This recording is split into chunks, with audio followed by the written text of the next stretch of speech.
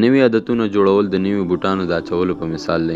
که چېرته یو څوک نوي بوټان واچوي نو د ناراحتۍ احساس ورسره کوي، خو وروسته له 21 ورځو چې 3 هفتې کېږي انسان داسې فکر نه کوي چې کوم نوي څه اچول وي، بلکې خپلو بوټانو ته د خپل دویم پوستکي په شان فکر کوي او ورسره عادت کېږي.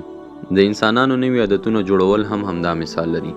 کله چې یو څوک یو نوی عادت جوړول غواړي نو په لومړیو کې د ناراحتۍ احساس ورسره کوي او داسې فکر کوي چې دا کار نشي ترسره کولی، خو وروسته له 21 ورځو څخه انسان داسې فکر نه کوي چې کوم نوی کار ترسره کوي، بلکې د ژوند یوه برخه یې ګرځي.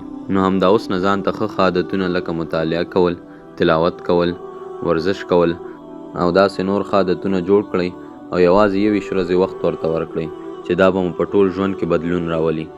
ځکه په لومړیو کې موږ خپل عادتونه جوړوو او بیا وروسته زموږ عادتونه زموږ ژوند جوړوي.